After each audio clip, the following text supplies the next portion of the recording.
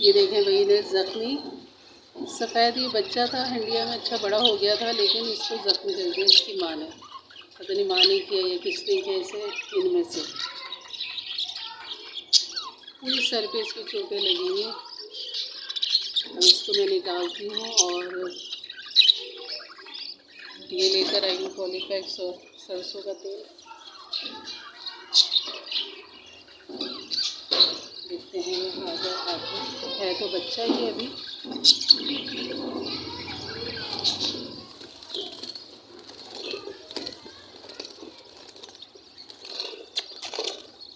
ओह, हंडिया में चला गया, हंडिया में चला गया, अब निकालना मुश्किल है हंडिया से। अस्सलाम वालेकुम, उम्मीद करते हैं आप सब खैरियत से होंगे। अल्हम्दुलिल्लाह मैं बिल्कुल ठीक हूँ। अल्लाह ताला हम सबको अपने हिफ्ज़-ओ-मान में रखे, दुख बीमारी परेशानियों से महफूज रखे, आमीन सुम्मा आमीन। और यहाँ इस तोते ने या तोती ने उसको ज़ख्मी कर दिया था, बच्चे को बहुत ज़्यादा उसकी चोट लगी हुई थी सर पे, और वो अंदर हंडिया में चला गया था जिसे निकालना मुश्किल था। जब तक वो बाहर आता है हम नीचे की सफाई कर लेते। इन्होंने सफाई नहीं की, सारा ऊपर रखा, इन्होंने देखी कैसे सफाई कर, लेकिन ये लोग खाते हैं और यहीं छोड़ देते हैं। तो मुझे मिर्ज़ा ने ही बताया था कि ये देखो एक तोता ज़ख्मी है। जब मैंने देखा मैंने कहा तो हंडिया में था, इतना प्यारा सा बच्चा सफ़ेद रंग का, और इसको पता नहीं क्यों मार मार के ज़ख्मी कर दिया बेचारे को, पूरा सर उसका खून खून हो रहा था। और वो पीली वाली तोती को मैंने देखा था, उसका मुंह भी पूरा खून से हो रहा था, भर रहा था खून से। और पता नहीं क्यों इनमें फड्डे हो जाते हैं, क्या हो जाता है। वो तो बच्चा था बेचारा, और वो हंडिया में ही था, वो बाहर नहीं आया था। पता नहीं उसे बाहर मार मार के निकाला है शायद उसे, अल्लाह जाने क्या हुआ उसके साथ। और यहाँ फिर मैं कर रही थी सफाई, क्योंकि इससे ऊपर वाले पोर्शन में तोते खुद कर लेते हैं, लेकिन इस वाले पोर्शन की ना मुझे करनी पड़ती है, ये लोग नहीं करते। और वो इतने अच्छे हैं दोनों ऊपर वाले कि वो अपनी जगह को साफ रखते हैं, किनारों पे कर करके सब नीचे गिरा देते हैं और बिल्कुल भी नहीं रहने देते। जबकि ये लुस्सन है, जो ये तोते बड़े शौक से खाते हैं लुस्सन, और वो खा पी के उनकी डंडियाँ सब नीचे फेंक देते हैं, बाजरा सब नीचे फेंक देते हैं। लेकिन ये वाला जो पोर्शन है ना, तीसरा खाना है ये लोग बिल्कुल नहीं करते, और ये खा पी के अपना हंडियों में बैठ जाते हैं, और सब ऐसे सारा इतना ढेर जमा हो जाता है यहाँ, लुस्सन का भी, दाने का भी, और दानों बाजरों का जो चूरा होता है, ये लोग जो छान छान के खा रहे होते हैं, वो सब नीचे ढेर जमा हो जाता है। तो यहाँ मैंने सोचा कर लूँ सफाई, उसके किनारों की भी अच्छी तरह सफाई करी।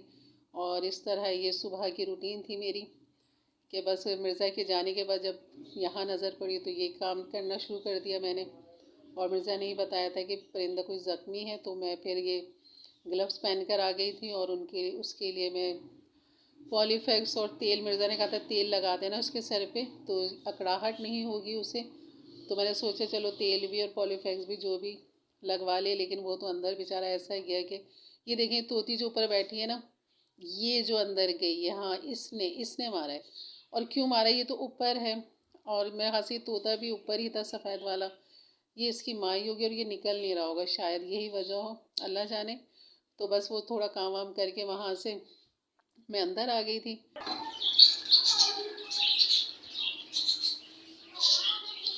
ये देखें भाई, लहसुन हमारे माशाल्लाह अम्मी ने जो लगाए थे इतने अच्छे बड़े बड़े हो गए ये, तो मैं इन्हें नहीं निकालूंगी हरे लहसुन को, क्योंकि अभी तो बाज़ार में भी हरे लहसुन मिल रहे हैं ताज़े। तो इन्हें मैं पूरा लहसुन बनाऊंगी, जो ये अंदर ही पूरा बड़ा सा बन जाएंगे, साबुत लहसुन बन जाएंगे। बस अब तोते के बाहर आने का इंतज़ार है, वो आए तो फिर उसकी कुछ चोटों पे मरहम पट्टी करें। अरे ये देखें ज़रा, ये मिर्ज़ा अपना छोड़ गए, मतलब ये घुटनों पे पहनने के लिए दिया था, ये गर्म था ना, तो ये पहनने के लिए उनको दिया था, पहने हुए थे, लेकिन अभी जुम्मा है, नहा धो के कपड़े बदल के, तो ये पहनना भूल गए, क्योंकि वो टिशू में उनके सर्दियों में अक्सर दर्द हो जाता है, और ये जब पहन लेते थोड़ी गर्माइश रहती है। बस यही होता है, कुछ ना कुछ सुबह भूल जाते हैं। खैर कोई बात नहीं। तो ये थी आज सुबह जुम्मे की रूटीन, बस तोते का इंतज़ार है कि वो आ जाए तो उसकी थोड़ी सी मरहम पट्टी कर दूँ। वैसे तो ये खुद ही सही हो जाते हैं, कुदरती तौर पे इनका अमल होता है, अल्लाह इनकी हिफाजत करता है परिंदों की। लेकिन बस जब हम इंसान उनको पालते हैं, देखते हैं, तो हमारा दिल करता है कि इनके चोट लगी है तो कुछ मरहम पट्टी कर दे, कुछ ख्याल कर लें, तो वही एहसास होता है। बाकी अल्लाह मालिक है।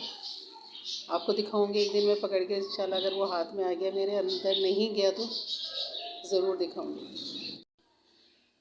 बस कमरे से होके और फिर यहाँ किचन में आ गई थी। यहाँ सुबह के बर्तन धोने थे, रात के बर्तन जो धुले हुए थे टोकरी के अंदर, उनका पानी खुशक हो चुका था, तो वो उनको उनकी जगह पे रख रही थी मैं। इस साइड टोकरी खाली करी ताकि जो मज़ीद बर्तन धोने हैं वो उसमें डाल सकूं। तो ये स्टैंड एक कोने में करने का ये फ़ायदा हो गया कि गीले बर्तन इसमें नहीं रखने पड़ते मुझे, वरना गीले रखती थी तो नीचे से सारा गीला रहता था, फिर स्टैंड हटाती थी, फिर उसकी सफाई करती थी और वहाँ पानी जमा हो के वो फर्श चिकना हो जाता था। तो ये आसानी हो गई है मेरे लिए कि स्टैंड को बिल्कुल कोने में कर दी और यहाँ मैंने एक जाली वाली टोकरी रख ली ताकि उसी में बर्तन धो धो के रखती रहूँ, और जब इसका पानी ड्राई हो जाए तो उठा के फिर इसको इनकी जगहों पे इन सारे बर्तनों को लगा दूँ। तो ये बहुत अच्छा काम हो गया मेरे लिए। और इस तरह फिर ये था। अब आगे आपको मैं इंशाल्लाह यखनी बनाना सिखाऊंगी, अभी आप देखिएगा, पूरा एंड तक वीडियो को देखिएगा। तो यहाँ पर मैं वो चिकन यखनी, वो वाली यखनी नहीं, पीने वाली चाइनीज़ खानों में जो यखनी इस्तेमाल होती है वो मैं आपको बताऊंगी, और उसी यखनी से आप चिकन कॉर्न सूप भी बना सकते हैं और चाइनीज़ खानों में इस्तेमाल कर सकते हैं। तो मैं हमेशा इसी तरह ही बनाती हूँ चाइनीज़ खानों के लिए यखनी, तो सोचा छोटी सी रेसिपी है वो भी आपसे शेयर कर लूँ। तो यहाँ मेरे बर्तन धुल चुके थे और सिंक की अब सफाई हो रही थी, और ये छोटा सा वाइपर भी ले आई थी स्लिप को धोने के लिए, क्योंकि कपड़े से मैं करती थी फिर भी वो मज़ीद गीला रहता था, लेकिन ये छोटा सा वाइपर मारने से बिल्कुल एकदम ड्राई उसी वक्त हो जाता है और बहुत अच्छा खुशक हो जाता है। तो अल्हम्दुलिल्लाह अल्लाह ने काफ़ी आसानी कर दी है और यहाँ मेरा काम बहुत आसान हो गया है, करना साफ़ सुथरा रहता है इस तरीके से। तो बस अब ये धोना धुलाना हो रहा है, स्लिप का किचन की सफाई तो हो गई। अब यहाँ पर गुड़ का जो डब्बा था मिर्ज़ा का वो ख़त्म हो गया था, चीनी का पोट था उसमें से चीनी ख़त्म हो गई थी, जो हमेशा कमरे में टेबल पे रखी रहती है चीनी का पोट, क्योंकि मैं तो चाय हमेशा हल्की मीठी पीती हूँ, लाइट बिल्कुल, और मिर्ज़ा जो है वो तेज़ पीते हैं, तो अक्सर मैं इनके कप में चीनी ऊपर से डालना भूल जाती हूँ। तो जब नाश्ता लेके कमरे में जाते हैं और जब बैठ जाते हैं नाश्ता करने, तो फिर दिल नहीं करता कि उठ के चीनी लेकर आऊँ, तो मैंने वहीं टेबल पे चीनी का पोट बना के रखा हुआ है और वहीं से चीनी उठाती हूँ और वहीं डाल देती हूँ। कभी याद होता है तो कप में डाल दिया, नहीं याद हुआ तो वहाँ से उठा के डाल दिया। तो ये मैं अपने लिए ही आसानी कर रही होती हूँ। तो यहाँ देखिए चीनी का पोट, इसका ढक्कन मैंने धो दिया था काफ़ी ऊपर से, काफ़ी दिन हो गए थे धुले हुए उसे, तो मैंने कहा चलो उसकी भी सफाई हो जाए, और यहाँ चीनी का पोट बिल्कुल साफ़ था तो मैंने इसमें मज़ीद चीनी डाल दी।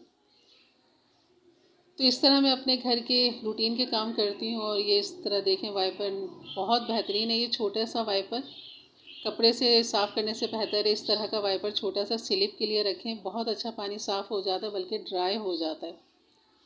और यहाँ ये गुड़ था, गुड़ ख़त्म हो चुका था। गुड़ के तो फ़ायदे बस क्या ही बताएं आपको, क्या क्या फ़ायदे हैं। यहाँ तक मैंने सुना है कि शुगर वाले भी गुड़ खा सकते हैं, उनको नुकसान नहीं देता ये। तो खाने के बाद खाएं, खाने से पहले खाएं, खाने से जब दिल करे जब खाएं जिस तरह चाहे खाएं, लेकिन बस खाएं। और ये सर्दियों में बिल्कुल नुकसान नहीं देता, ज़्यादा गुड़ अगर खा लें तो कोई नुकसान नहीं देता। गुड़ की चाय, गुड़ के चावल, मतलब जिस तरह चाहें आप, इंशाल्लाह आपको मैं गुड़ के चावल बनाना भी सिखाऊंगी। और अभी तो गुड़ खाना सिखा रही हूँ मैं आपको तो ये गुड़ कैसे खाते हैं, तो हर तरह से खाएं, जब दिल करे जब खाएं, रोटी में रख के खाएं, और जब खाना खा लें तो एक निवाला आखिर का आप इसका ले लें गुड़ का, तो इससे खाना हज़म भी होता है और खाने का ये कह लें कि हल्कापन महसूस हो जाता है गुड़ खाने के बाद। तो ये दोनों डब्बे टेबल के तैयार थे, तो ढक्कन का पानी मैं खुशक कर रही थी कपड़े से। तो ये जनाब ये अब रख कर आऊँगी वहाँ पे टेबल के ऊपर। तो ये थी मेरी गुड़ और चीनी जो मिर्ज़ा का है ये एहतमाम, कभी कभी मैं भी खाती हूँ इसमें से गुड़। तो ये टेबल है हमारे सेंटर की टेबल, जिसको मैं हमेशा यहाँ गुड़ और चीनी लाजमी रखती हूँ और यहीं से उठा के हम इस्तेमाल कर लेते हैं। अब चलते हैं कमरे की तरफ। कमरे की, किचन की तो हो गई सफाई, बर्तन भी धुल गए, सिंक स्लिप सब साफ़ हो गया, बेहतरीन हो गया। अब कमरे की तरफ आई तो ज़ाहिर है ब्लैंकेट को तय करना था, कमरे की सफाई करनी थी। तो ये बस यही रोज़ की रूटीन है। सोचा आपसे शेयर करूं कि किस तरह सुबह की रूटीन, अंदर की बाहर की, किस तरह आम रूटीन में होती है। सभी माशाल्लाह ख़वातीन सब अपने घर की रूटीन अपने हिसाब से कर रही होती हैं, कौन सा काम पहले करना है, कौन सा बाद में करना है। तो मेरा यही काम होता है पहले, जिस तरह मैंने अभी आपको दिखाया।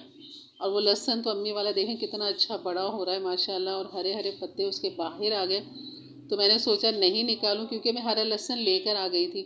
हरा लहसुन की मैं बनाती हूँ हमेशा चटनी, और लाजमी मैं बनाती हूँ चटनी इसकी। हर सर्दियों में इसकी चटनी बनाती हूँ, और अक्सर तो मैं फ्रीज़र भी करके रख देती थी। तो यहाँ आ जाते हैं अब किचन की तरफ, और मैं आ चुकी हूँ। और ये चिकन आपको दिखा रही हूँ, इसकी यखनी मैं बनाना आपको बताऊँगी कि चाइनीज़ खानों के लिए किस तरह की आप यखनी बना सकते हैं और इसको रख सकते हैं। तो यहाँ ये चिकन के ये बाजू या रानों के गोश्त की हड्डियाँ ये इस तरह बाज़ार में मिल जाती हैं, चिकन वालों के पास ही हड्डियाँ मिल जाती हैं इस तरह की। हल्का हल्का इसमें गोश्त लगा हुआ होता है। तो ये मैं 1 पाव ले आई थी, और इसमें मैंने तकरीबन 3 गिलास भर भर के डाल दिए थे। और यहाँ पर एक गाजर दरमियानी साइज़ की ले ली थी, और एक छोटी ये प्याज का टुकड़ा। बस यही मसाले जाएंगे। हल्का सा नमक डालें तो डालें, नहीं डालें तो कोई मसला भी नहीं है, लेकिन मैंने यहाँ नमक डाल दिया था, क्योंकि हम जब चाइनीज़ बनाते हैं तो उसमें मज़ीद हम डाल ही रहे होते हैं मसाले, तो वो उसमें कवर हो जाता है। लेकिन आप डालना चाहें या नहीं डालना चाहें, जैसे आपकी मर्ज़ी। तो यहाँ मैं ढक के इसके उबाल आने का इंतज़ार करूँगी, और यहाँ उबाल आ चुका था। अच्छा, यहाँ मैंने उबाल आपको दिखाने से पहले मैं इसके झाग उतार चुकी थी, जो रिकॉर्ड नहीं हुए। तो आपने ये झाग ज़रूर उतार देने हैं इसके, क्योंकि वो झाग जो होते हैं वो काले काले से, जैसे अभी हल्के हल्के आपको किनारे पे नज़र आ रहे होंगे, तो वो इस तरह बहुत सारे हो जाते हैं। तो इससे बेहतर है कि उन झागों को उतार दें, जो काले झाग हो जाते हैं। और इसको तकरीबन 2 घंटे तो आप हल्की आंच पे पकने दें। और अगर पानी कम हो जाए तो मज़ीद उसमें पानी डाल दें। आँच हल्की रखेंगे, तो मैंने मज़ीद पानी नहीं डाला था, बस जो 3 गिलास डाले थे, और फिर उबाल आने के बाद हल्की आंच पे रखा और इसको पकने दिया 2 घंटे। 2 घंटे तक काफ़ी अच्छा इनका रस जूस निकल चुका था, गाजर का भी, प्याज का भी, और चिकन का भी। तो वो मैंने फेंक दिया था, और बाकी अब जो हमें स्टॉक चाहिए था, चिकन स्टॉक, ये मिल चुका था हमें। अब ये मैं चाइनीज़ खानों में ही इस्तेमाल कर रही हूँ, और आगे भी करूँगी, जो आप मेरी पिछली रेसिपी में देख रहे होंगे। तो यही स्टॉक है वो, जो चाइनीज़ खानों में इस्तेमाल होता है। तो इससे आप चिकन कॉर्न सूप भी बना सकते हैं। तो चिकन यखनी तो खैर अलग होती है, जिसकी रेसिपी मैं दे चुकी हूँ आपसे। तो अब मुझे दें इजाज़त। अपना बहुत सारा ख्याल रखिएगा, दुआओं में याद रखिएगा। इंशाल्लाह मिलते हैं अच्छी वीडियो के साथ। तब तक के लिए अल्लाह हाफिज़।